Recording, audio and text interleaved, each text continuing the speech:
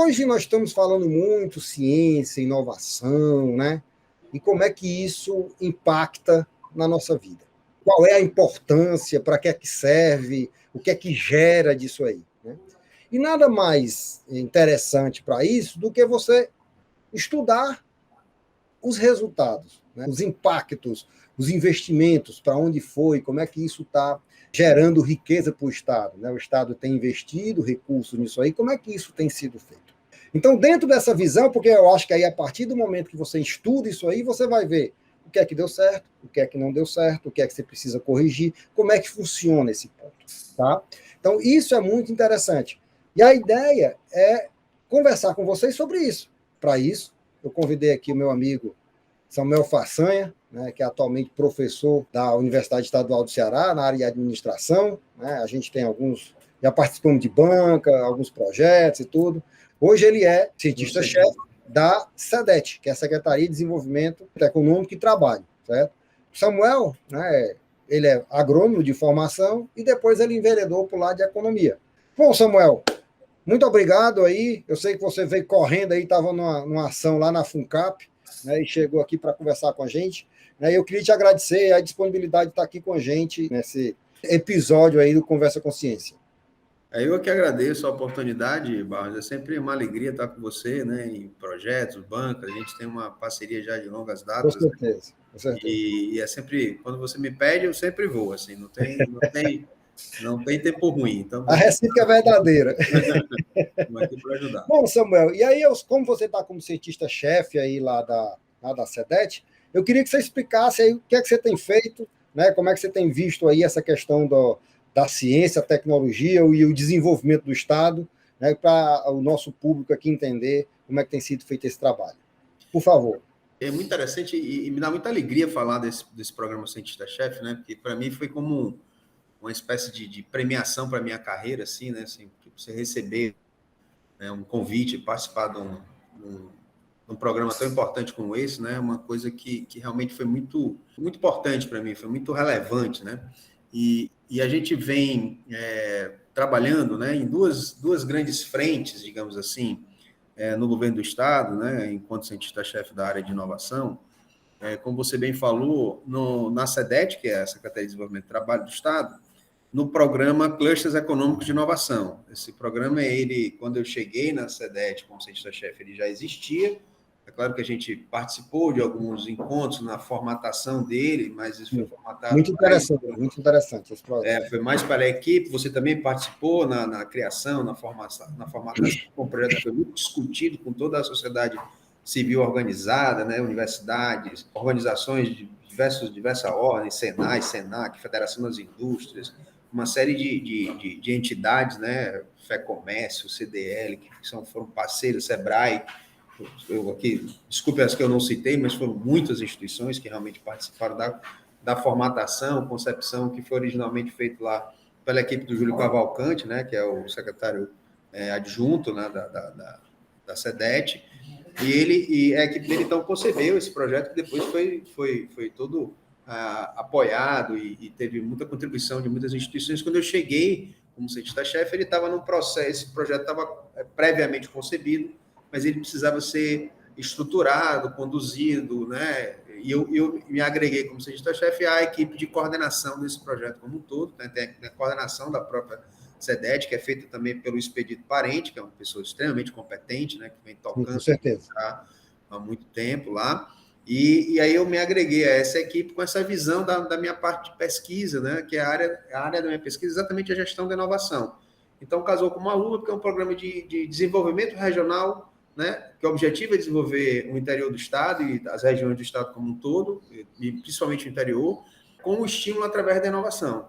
Então, isso me facilitou bastante, porque a ideia do cientista-chefe é exatamente você levar a sua lente da ciência, naquilo que você pesquisa, né, sobre as questões das políticas públicas que o governo do Estado está desenvolvendo. Então, estou tendo a oportunidade de confrontar muita coisa que a gente estuda, muita coisa que a gente observa, muito do que a gente tem de resultados de pesquisas na prática junto com o governo, né, nessa construção das políticas públicas. E, além disso, assim, uma parte da minha pesquisa, já há algum tempo na universidade, está associada a essa análise das políticas públicas em inovação. Então, casou como uma luva mesmo, porque eu já vinha estudando em vários aspectos. Eu fiz um pós-doutorado na Fundação Getúlio Vargas, onde a principal temática era essa das políticas públicas associadas à inovação. E isso, então, eu tive e tenho uma grande oportunidade de levar esse conhecimento ajudando o governo a melhorar, implantar, traduzir algumas coisas que são importantes, né, da academia, né, para dentro do programa tão importante como esse. Então, assim, foi uma coisa muito interessante, está sendo, né? Mas aí, assim, o que é que você tem feito lá, assim, né, dentro Ótimo. da tua visão aí? Boa pergunta. A gente tem contribuído com várias coisas, né? Desde o dia a dia do programa, com determinadas consultas e reuniões que a gente faz, influenciando as principais decisões, né? Usando essa lente da ciência, que sempre nos pedem, né? E a gente coloca isso à disposição, até questões relacionadas à concepção de metodologias.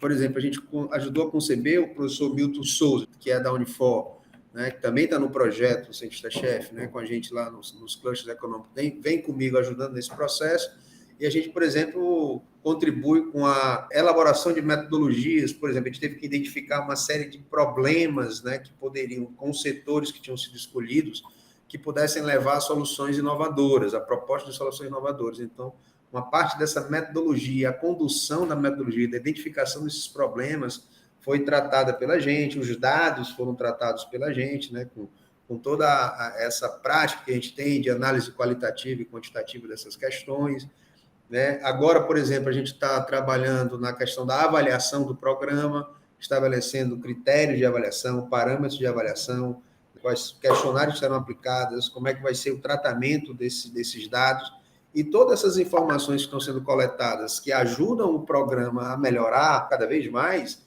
né, e se enquadrar de uma política pública efetiva, a gente vai poder usar, nós já estamos usando, né, para a produção científica, né? Então, isso alimenta essa conexão muito importante, né? Porque ao mesmo tempo que você gera dados, gera informação, gera qualidade do programa, nesses aspectos que eu mencionei, alguns desses, por exemplo, a gente tem a alimentação de trabalhos científicos, né, dissertações de mestrado.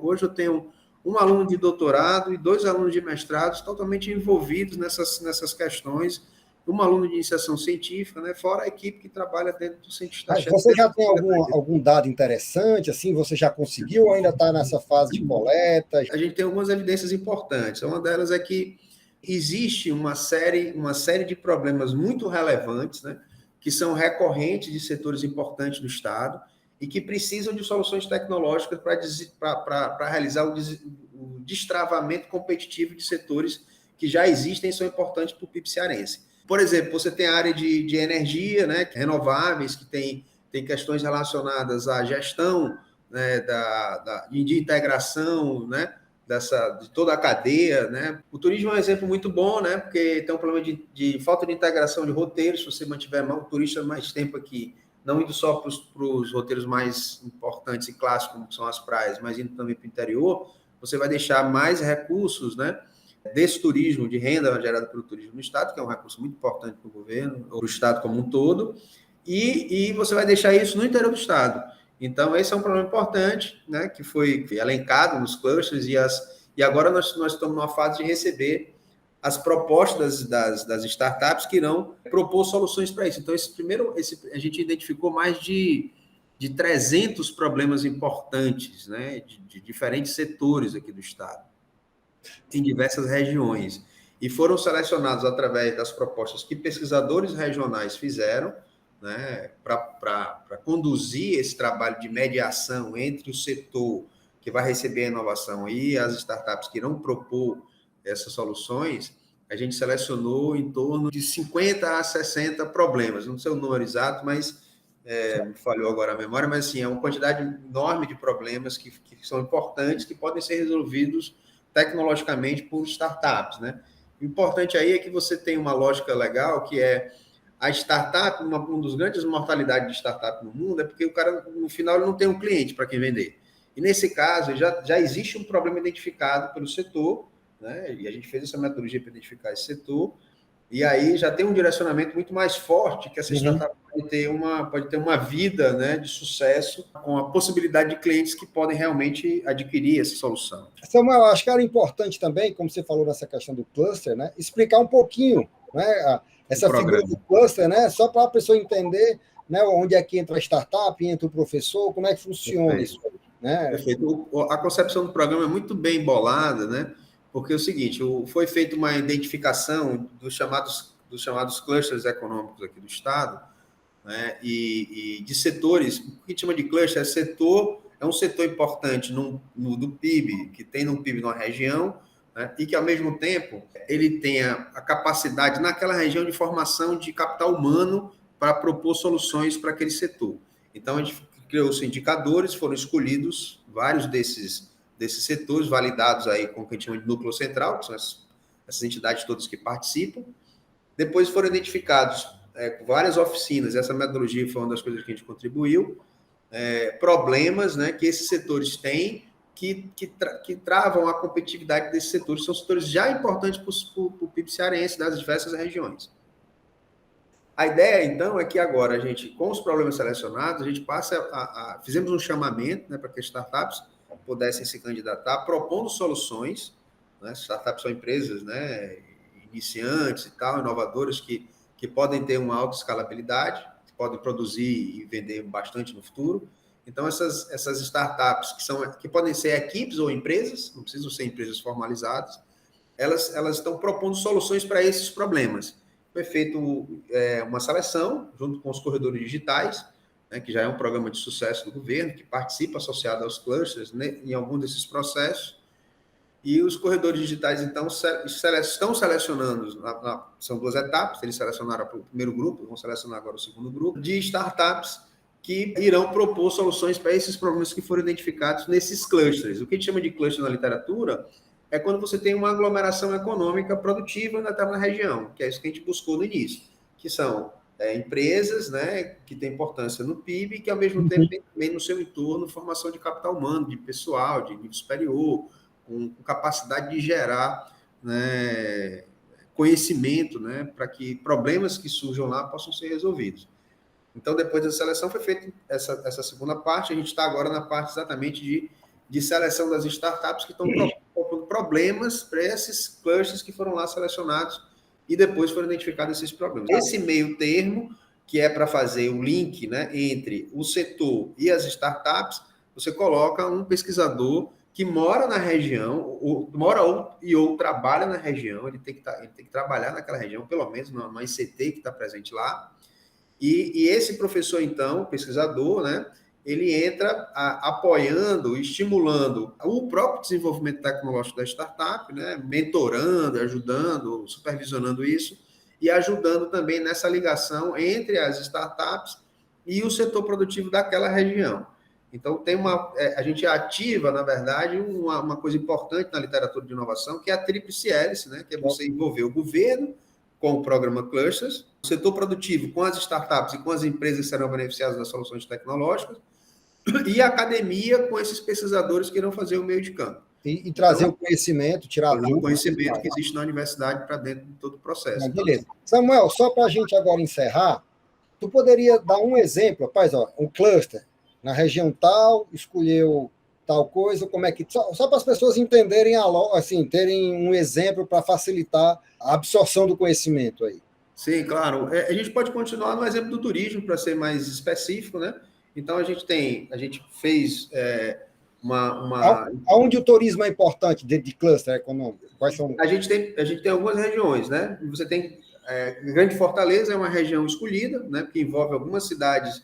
Na verdade, Fortaleza foi subdividida em três regiões. Então, você tem uma região de Fortaleza que envolve Fortaleza, Maranguape, Pacatuba, algumas cidades dessas ligadas ali à Grande Fortaleza, né?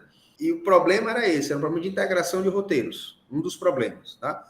E algumas startups, então, nessa primeira seleção, apresentaram soluções relacionadas a isso, e, se eu não me engano, estão sendo selecionados. O resultado saiu ontem, salvo engano, saiu ontem o resultado dessa primeira seleção. E, se eu não me engano, foram 2 startups que apresentaram soluções relacionadas a isso, né? que integram, que tentam integrar roteiros que não fiquem só numa cidade, por exemplo. Então, a pessoa vai para um canto, mas ele recebe informações que existem outras coisas em outros lugares, em outras cidades, em outros momentos, enfim. Então, a tentativa de você corrigir esse problema da falta de integração de roteiros a partir de uma solução tecnológica que possa reduzir ou diminuir ou acabar com essa questão.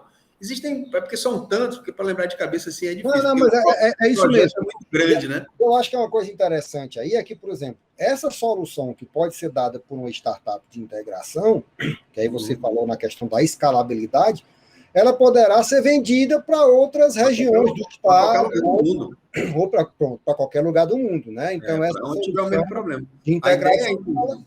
Então, eu acho que isso é uma coisa interessante. Não é só, quer dizer, você vai usar, na realidade, aquele cluster ali como um estudo de caso. Exatamente. Né? E a partir daquilo ali que você aprimorar, você pode... Né, o céu é o limite. Exatamente. Né? O projeto ele impacta o desenvolvimento regional sobre dois aspectos. Ele retira uma barreira de um setor tradicional, que já existe, através de uma solução, e ele gera um setor de produção, né, de renda, que é um setor de conhecimento, né, forte, são as startups, com inovação, e essas startups elas precisam existir para além dessa conexão regional, dessa conexão, né, que é uma conexão mais local, para ela poder ter, como você falou, ter escalabilidade. Um dos critérios, inclusive, da escolha dos problemas que os pesquisadores regionais tinham que apresentar foi exatamente o fato de que esses problemas eles deveriam existir em outras regiões do estado, em outras regiões do Nordeste, do país e do mundo. Né? Quanto mais esses problemas existissem em outros cantos, dessa incapacidade dessa empresa resolver o problema local, mas, ao mesmo tempo, também vender para outras regiões e gerar impacto sobre a economia local, né, melhor classificado seria esse problema. Então, eles foram selecionados dentro desses critérios também. Então, o projeto ele é muito bem amarrado, né? Ele tem essa amarração toda que foi feita para que a gente tivesse, de fato, uma política mais efetiva possível, né? Porque você sabe, tem a lógica do funil da inovação, sim. Né? De que nem pouco do que se propõe, né, que se começa a fazer, chega de fato no mercado com algo com sucesso. Né? Isso é uma prática que existe no mundo inteiro, faz parte do fenômeno da inovação. Mas quando você faz políticas muito bem dirigidas, direcionadas, com gasto do dinheiro do setor público, num estado pobre como o nosso, então você precisa fazer uma política que esse recurso, né, seja mais bem investido. Um dos recursos importantes desse projeto, por exemplo, é você fornecer bolsas, que é o principal de estímulo à inovação, para até 2 pessoas dessa equipe, dessa startup, que irá propor a solução durante 6 meses. Então, em 6 meses, ele tem que propor um MVP, que é um mínimo produto viável, que é alguma coisa que não é o produto final, mas já é comercializável, né, e algumas funcionalidades, e o cara, em 6 meses, tem que desenvolver aquilo. Não pode ser, portanto, uma tecnologia para mudar o mundo. O projeto Cluster ele não tem esse objetivo, né? Ele tem um objetivo que são tecnologias que são passíveis de serem desenvolvidas, né, com equipes menores em um tempo de pelo menos 6 meses você tem um MVP. Eu acho interessante, você estava falando aí, né? Às vezes a gente pensa que a pesquisa é só laboratório, né? A pesquisa é só estudo de caso, pessoas. Não, né? Na realidade, né, você está usando o conhecimento para desenvolvimento de políticas públicas, né? Porque, por exemplo, esse modelo você vai estudar, né? Ele tá em andamento, não é uma coisa finalizada, mas você vai estudar, né? Está estudando dentro de uma forma de entender, né, para que isso possa ser replicado aqui ou fora do estado, porque eu acho que isso também isso faz parte da pesquisa, né? O processo é importante, né? Obviamente o resultado também mas entender esse processo, as dificuldades e tudo mais, como fazer, como melhorar, é uma pesquisa, né? Ninguém sabe isso. Essa articulação que foi criada aí, né, como né, governo, academia, iniciativa privada, né, com desenvolvimento regional, é uma coisa bem inovadora. Né? Então, acho que assim, às vezes as pessoas, eu acho que é importante desmistificar um pouco isso aí, porque às vezes as pessoas ficam meio, não, isso é uma pesquisa importantíssima. Né? Se a gente conseguir achar aí esse modelo, ele vai ser um modelo Quer dizer, vencedor no Estado e fora do Estado. Fora do Estado, exatamente. A proposta é inovadora, ela carece de estudos para mostrar a sua eficiência, não só para mostrar que isso é um modelo interessante, mas também para que ele possa melhorar ao longo do tempo, né? Porque quando você estuda, faz as avaliações relacionadas a isso, esse é um papel importante que o cientista-chefe tem nesse projeto, você vai ser capaz de apontar coisas que podem ser melhoradas. A ideia é exatamente essa. É claro que a gente espera que o projeto seja um sucesso, está sendo trabalhado para isso, e esse sucesso possa refletir também, né, nessa vitrine que será gerada, não só pela comunicação que o projeto tem de uma forma geral, nos seus resultados, mas também pelos resultados da produção científica, que vai mostrar na área de administração, eu espero que no mundo, né, porque a gente vai tentar publicar em revistas internacionais os resultados do projeto. Então, você mostra para o mundo, né, o resultado, né, e acaba influenciando em outras regiões parecidas com a nossa, que possam fazer da mesma forma. E isso é uma coisa muito relevante para a ciência, que é uma contribuição extraordinária.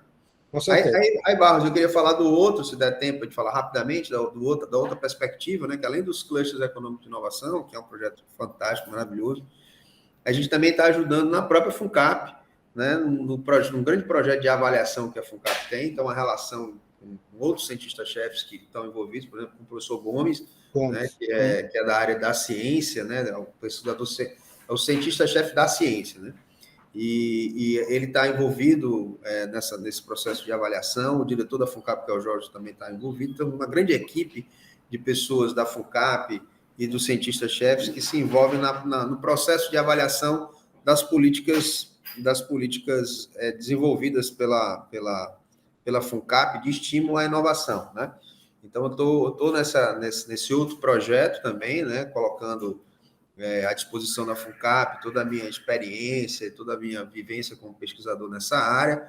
A gente já fez uma avaliação de editais passados relacionados a, por exemplo, o Estado usava muito pouco a questão de uma escala importante mundial chamada Technology Readiness Level, né, que são as TRLs.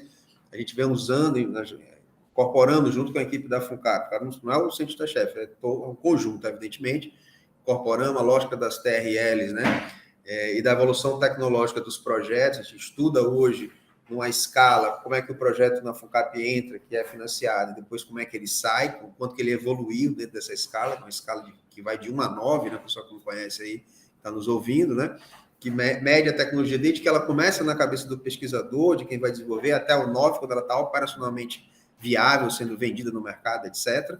Então, a gente consegue hoje, com a TRL, medir, por exemplo, a delta TRL, que é o indicador que a gente está usando na FUNCAP, por exemplo, para entender quanto que os projetos conseguem evoluir, né, a partir da subvenção econômica que eles recebem da FUNCAP.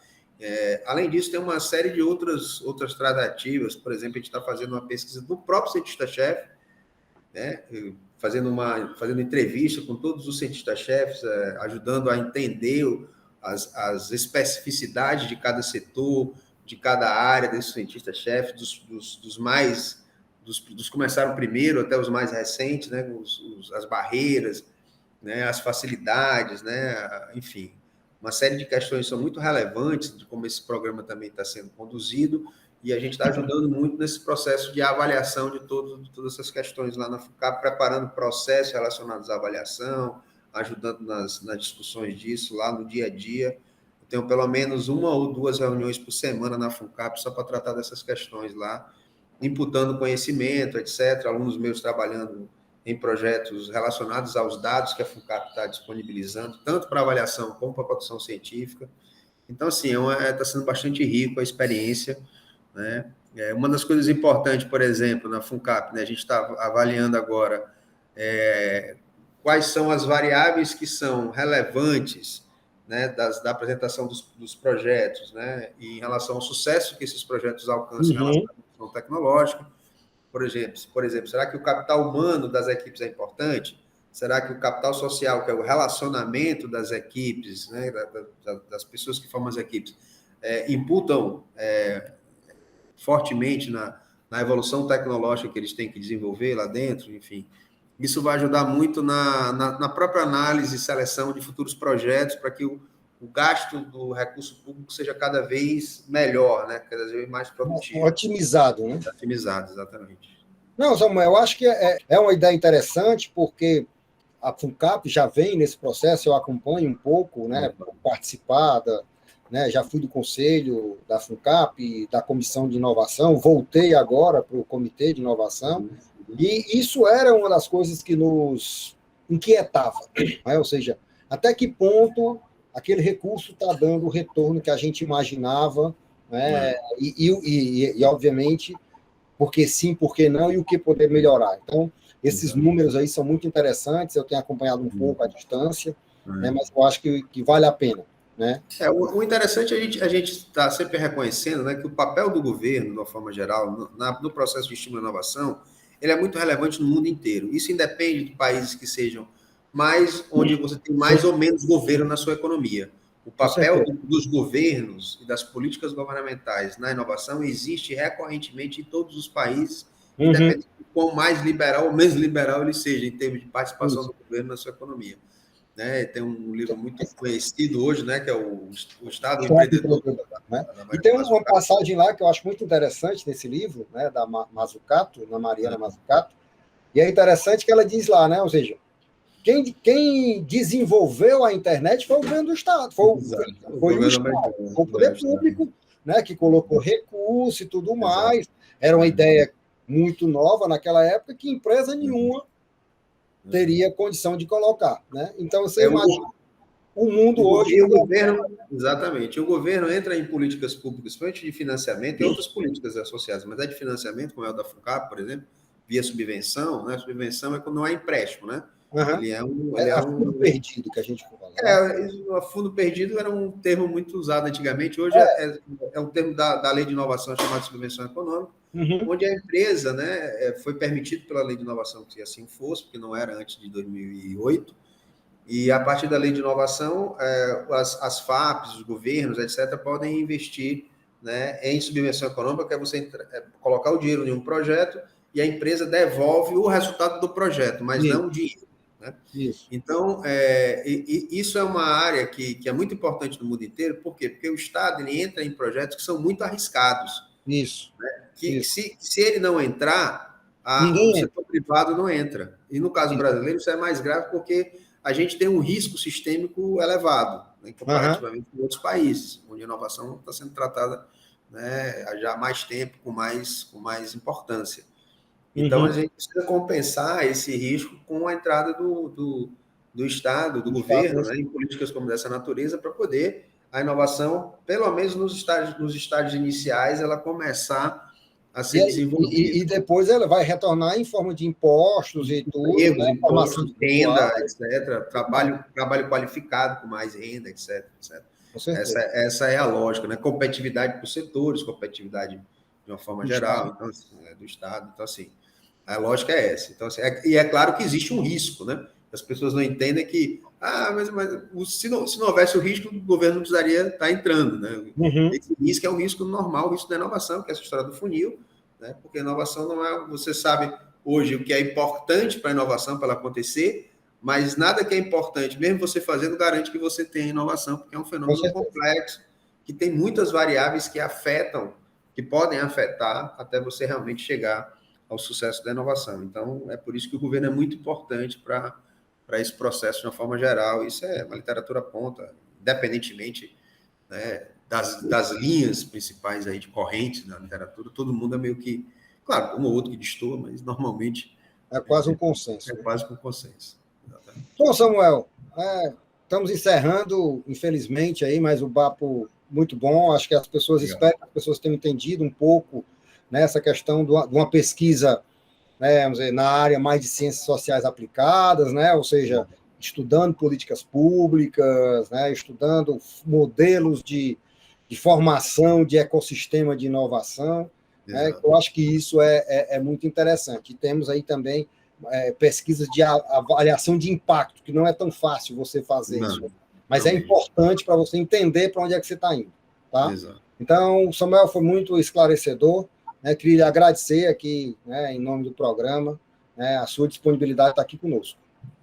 ok? Cara, eu é que agradeço a oportunidade, né, de falar sobre o programa Cientista-Chefe, falar um pouco da minha experiência, de uma maneira geral, e falar dessa experiência que eu estou tendo a oportunidade de viver lá no governo atualmente, ajudando, né, o nosso Estado a desenvolver essas políticas de inovação de uma forma ampla, né, de uma forma mais eficiente, mais eficaz, tentando imputar conhecimento nessas propostas, né? O governo tem ações de gestão que são muito pragmáticas, isso você sabe que o cientista-chefe ele fica nesse embate entre o pragmatismo da gestão e a reflexividade, digamos assim, da academia, mas isso é um exercício muito importante para o cientista, né, para o pesquisador. Ambos aprendem. Exato, todo mundo aprende com isso. Então, é muito interessante. Obrigado pela oportunidade de falar a respeito. Bom, pessoal, queria mais uma vez agradecer vocês aqui, mais um episódio aqui do Conversa com Ciência, né, que é um projeto da Fundação ASTEF, da Sociedade Brasileira para o Progresso da Ciência, e hoje ele é um projeto de extensão da Universidade Federal do Ceará. Eu sou o professor Barros Neto, âncora desse projeto, e que eu estou adorando, porque eu estou conhecendo pesquisa de todo tipo, eu acho que tem sido bastante enriquecedor, e eu espero que vocês tenham aprendido e tenham acompanhado aí o nosso projeto. E aí, com essa questão de acompanhamento, eu queria que vocês, lá no nosso canal, no YouTube, Conversa com Ciência, temos também lá no Instagram, no LinkedIn, né, no Twitter e no Facebook também temos lá a divulgação dos nossos projetos. Então, por favor, entrem lá, se associem, né, porque é importante cada vez mais a gente explicar, divulgar a ciência para que ela se torne cada vez mais frutífera e importante para o nosso país, para o nosso estado. Ok? Fiquem em paz, fiquem bem, fiquem com saúde. Até a próxima. Um grande abraço.